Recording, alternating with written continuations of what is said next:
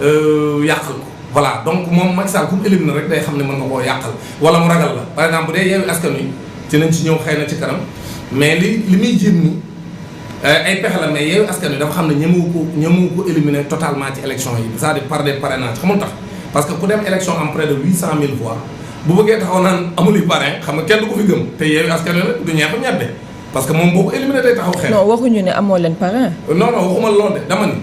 looloo tax laa ne mënut a jaare ci parrain yi donc ñi mu éliminé ci parrainage leen éliminé. tey le fait que ñu rejeté liste titulaire bu Yewwi Askan Wi selon vous parce que dañu joxe quand même ay motifs gis nañ ay irrégularités yoo xamante ni mi ngi ci biir et tout ça loolu quand même da ngeen koy nangu. parce que quand même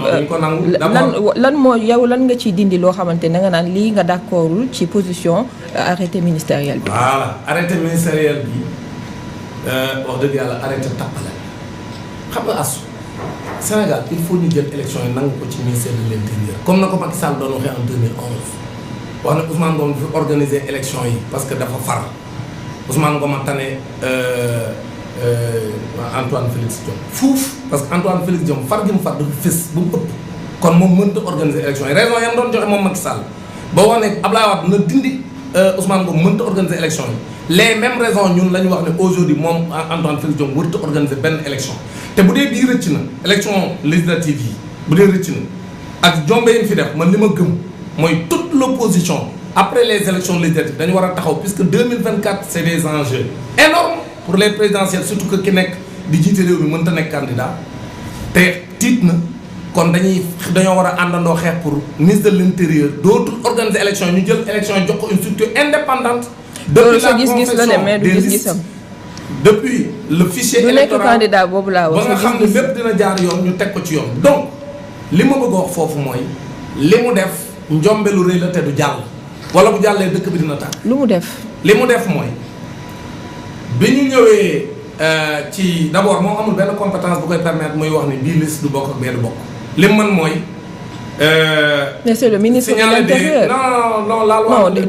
DGE ci tutelle kan la nekk. ci tutelle moom DGE boobu laa lay wax DGE mooy ministère de l'Intérieur c'est la même chose man teqalewuma leen d'accord naa. waaw d'accord mais dama la wax la amuñu prérogative bu li ñu def nii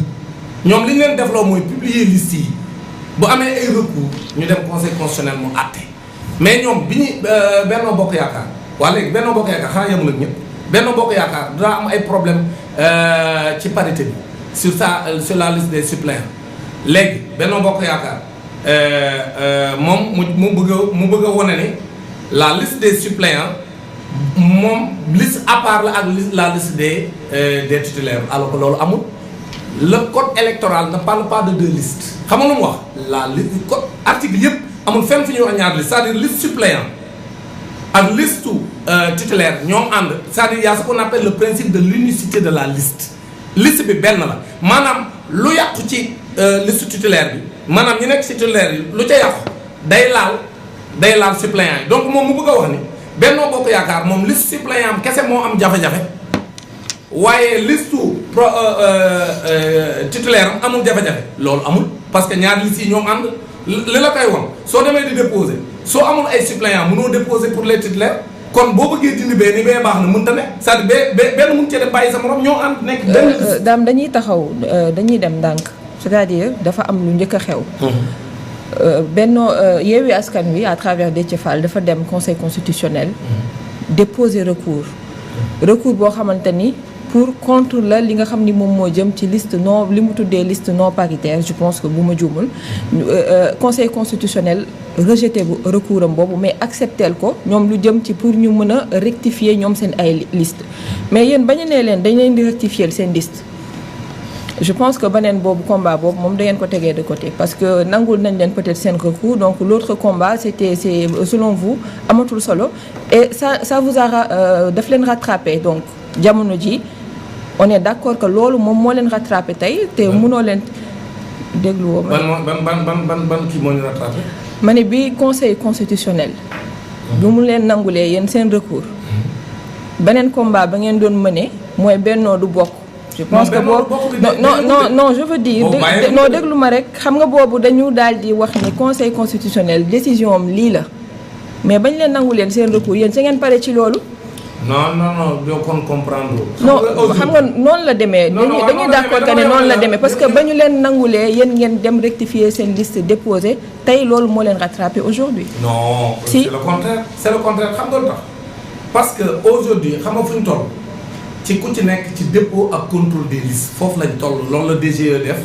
ministère de l'intérieur waroon publier listes yi léegi nag ci période boobu de contrôle bi ci la def ay excès de pouvoir. loolu lañ ko remettre à l'ordre ne ko yow amoo droit ni ñii duñu substituer la substitution est possible avec tous les articles du code électoral qui permettent ça donc loolu la conseil constitutionnel wax mais l'irrecevabilité de la liste de Benno Bokk Yaakaar reste d'actualité au contraire. le dernier mot revient à qui? Le dernier mot à la parce que xamu tax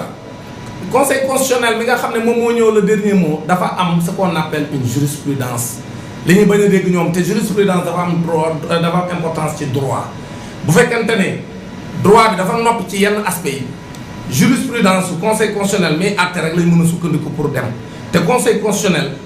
en 2019 bi muy invalider la candidature de Malick Gakou moom moo wax ci considérant 14 bi mu leer nañ lu kenn dul werante parce que dégg naa waa Benno dafa dépassé pourcentage waa Benno Bokk Yaakaar di def une diversion naan du loolooy argument ba taxoon ñu invalider la liste de Malick Gakou ñu rendre irrecevable la candidature de Malick Gakou d'accord mais dafa am considérant boo xam c'est important parce que conseil constitutionnel du waxantu lépp lu mu bind ci décision c'est important dañ koy mën a interpréter xam lu mu bind ci considérant 14 dañu considérant qu'il y a lieu de rappeler qu'El Hadji Malick Gakou ayant présenté une liste de 67 842 parrains au moment de la déclaration de candidature, comme cela a été relevé dans l'adhésion numéro 2 2019, a dépassé le maximum de parrainage autorisé par la loi lors du dépôt, soit 66 820 électeurs. Que ce dépassement suffit pour rendre sa candidature irrecevable. Kon nag léegi xam nga lay wax ci as mooy bu ñu sukkandikoo ci li nga xam moom la conseil constitutionnel wax même bu fekkee ne du loolu da moom conseil constitutionnel moo ne dépassement doy na. 66 820. waaw 60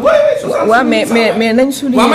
waaw nañ souligner dépassement bi ñaata nombre la d'abord. loolu aussi c'est important non la loi ne parle pas de nombre asu loolu tamit ñiy druube ñoo koy wax ay dépassement mineur ak ay dépassement da non loolu amul dépassement mineur loi boo ko. le pourcentage ne compte pas. non déggoo li ma la wax dama la loi ne parle pas de nombre bi dépassé dañu rek bu dépassement amee loolu dañu que ce dépassement suffit pour rendre sa candidature irrecevable donc. Benno Bokk Yaakaar dafa dépasser le nombre de parrains li mu dépasser le nombre de parrains mooy 55 327 la ñu war a déposer moom moo lay jox fourchette bi ñu wax entre 0,5% et 0,8% des électeurs. muy 55 327 ñu dem ñoom déposer ñoom Benno Bokk Yaakaar à travers Benoît Sambou. ñu dem déposer 55 328 Mimi Touré seen tête de liste nationale daal ni ñun ñoo ci yokk benn rek au cas où ban loi moo ko may muy yokk au cas où donc ñoom mënuñoo bokk ci élection yi Benno Bokk Yaakaar mënuñoo bokk ci élection yi assurément dama lay wax li ma gëm ñaari option rek moo mun nekk. li ñuy jéem ñoom et maa ngi dégg benn coalition bu naan ay dafa am combine bëre amul Yewwi Askan Wi amul benn rapport. bu mu am surtout qui dirige la tête de liste nationale de Yewwi Askan Wi ku ne xam na ne Ousmane Sonko amul benn compromission wala benn compromis bu muy def ak président Macky Sall kon amul benn deal wala benn affaire bu ci am. yoon seen moo yoo xam fu mu ko jëlee kan moo wax loolu. non maa ngi dégg waa aar di ko wax waa aar yi maa ngi leen dégg ñu naan ay deal ki ay affaire combine bëre et cetera ban combine bëre koo xam ne yow tey ji bu mu la mënoon a rey la nga naan combine bëre amul li am mooy aujourd'hui li président Macky Sall bëgg a def ak conseil constitutionnel bi. mais est-ce que xam nga lu tax ñu wax loolu. waaw lu tax ñu wax ko. ah mais peut-être le fait que ñun arrangé wul entre deux coalitions. deux grandes coalitions non je veux dire nangul nañ leen li ngeen bëgg donc nañ bàyyil ñële aussi. ñu non loolu. parce que loolu Yewwi Askan Wi ne l'a jamais dit aujourd'hui la position de Yewwi Askan Wi ba tey yi may wax ak yow. mooy Benno Bokk Yaakaar mënta bokk ci élection yi. malgré la décision du conseil constitutionnel. loolu mooy position wu Yewwi Askan Wi Benno Bokk Yaakaar mënta bokk ci élection yi parce que dépassement de parrain la am. te te loi bi selon la jurisprudence moo wax ni ku dépassé no limu parrain yi nu la autorisé pour ñu accepter sa candidature ku ci dépassé dañ lay éliminer te ñoom ñoo ko waxal seen bopp reçu bañ leen joxit wane na ko te c'est au moment du dépôt xam nga liy jafe-jafe mooy dépassement de parrainage amul rectification kenn mënut ko rectifier parce que loi bi moo ne au moment du dépôt soo rombee nombre de parrain bi rek ta candidature. léegi Dame est-ce que d'accord alors que yeneen yi nit ñi wax ci Yewwi Askan Wi loolu loi bi moo la permettre nga remplacer c'est ça la différence c'est-à-dire erreur bi am ci Yewwi Askan Wi ay erreur la c'est vrai.